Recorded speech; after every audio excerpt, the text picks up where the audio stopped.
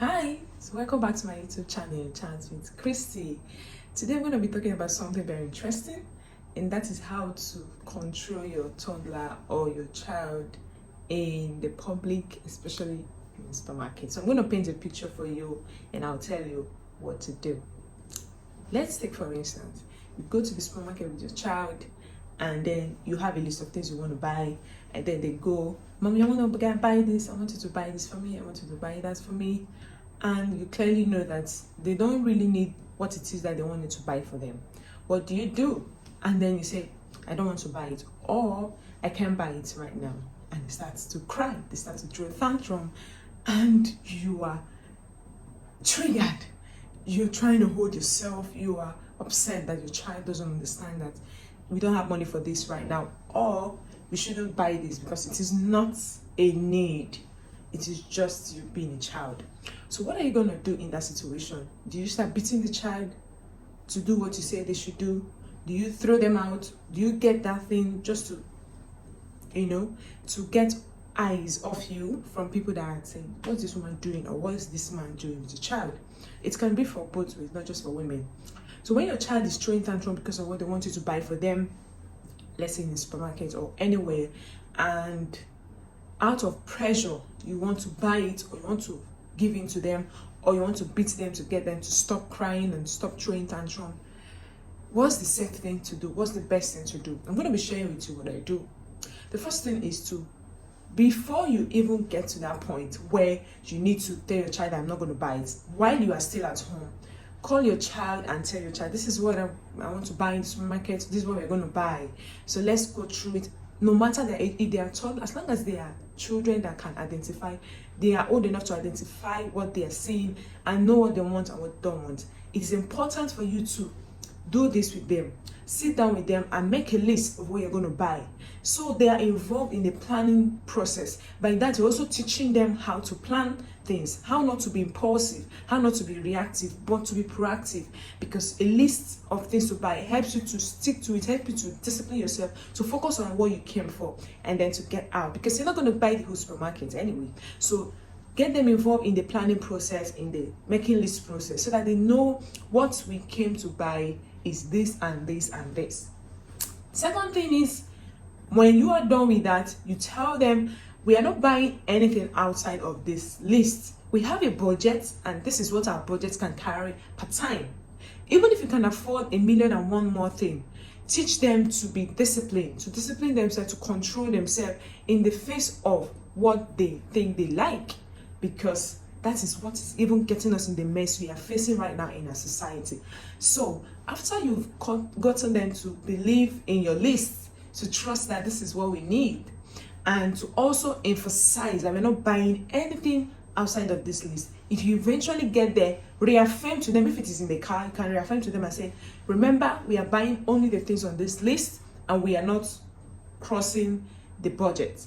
And then when you get into the supermarket, you go straight to what you came to buy. And if a child points at something and says, Mommy, can we get this? You can just tell the child, oh honey, it's not in the list. Maybe in our next visit we can include it, but for now let's just get what we came to buy. All right? And so if that didn't work for your child and your child insists and say, Mommy, we need to get this, I want this, you can get down to the eye level of that child and say, we can't accept what we came to buy. I understand you want this, but we don't always buy what we want. We came for specific things and we have to stick to them. And your child starts crying, it's okay, you can throw yourself and play. Oh no, it's not a problem. The problem is we want to buy the shame of our child. Our child is throwing themselves on the floor, and you keep trying to buy their shame. It's not necessary. It is their shame, it is their own burden. If they choose to throw themselves, it's fine.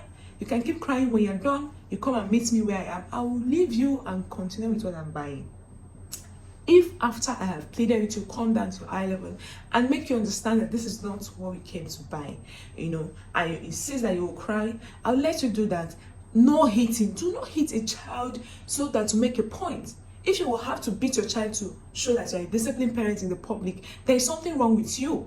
In fact, you are dealing with an ego issue here. You don't need to hit your child to prove any point. You don't need to yell. And then, the funny thing, after we've yelled and hit the child, we still go ahead to buy what they said we should buy. So how is that teaching the child discipline and responsibility? So if your child throws themselves and start crying, you can allow them to do that for a while, and then you go back to them and say, honey, you know we're in a public space, and kings do not throw themselves on the mud. They don't throw themselves in the mud. You have to control yourself. Get up, let's go. I'm going home, and let's talk about this at home.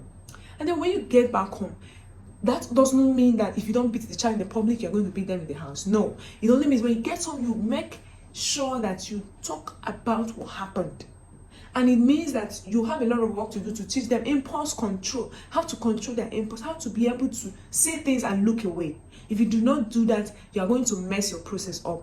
So when you talk about it and you tell them that if you're going to go with me, because children like to go out. I don't know about them, but my children love going out. So if you're going to go with me next time I'm going to the supermarket, you have to agree to my own terms that we only buy the things that we plan to buy. We do not buy things outside of the things we plan to buy, because this is what our budget can carry at this time.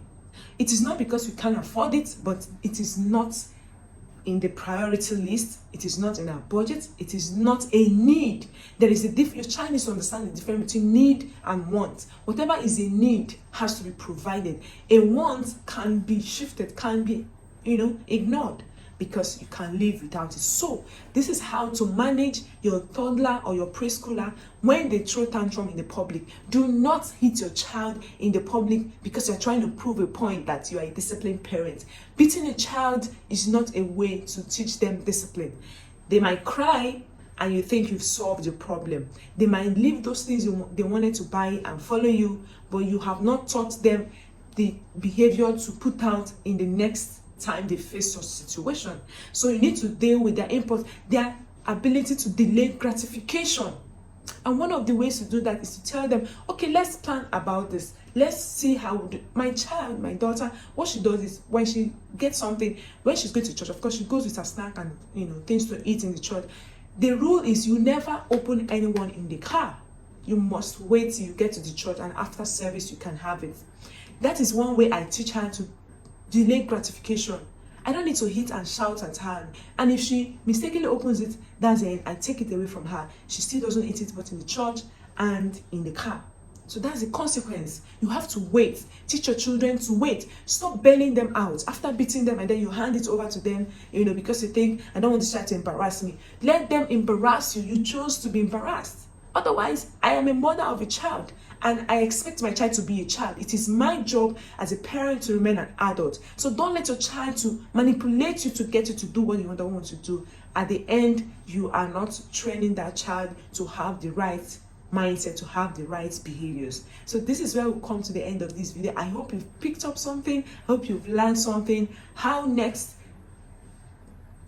next time you go to a supermarket, I hope you remember this video and try out the things that I've shared. This is a proven fact. It has given me results. It is not just me saying, it is not just by guesswork. It's going to work for you if you put them into practice. And then sometimes we lose our mind, we lose focus, and then we want to beat that child and get them to behave. It might give you a temporary result, but it doesn't give you a long-term result. So today, I want you to tell me what it is you're going to do differently with your child the next time you go to the supermarket or a public place with them. Thank you for watching. If you enjoyed this video, please like, comment, share, and subscribe if you've not done so. Turn on your notification button so that you can get our next video's notification. Thank you for watching, and see you next time. Bye.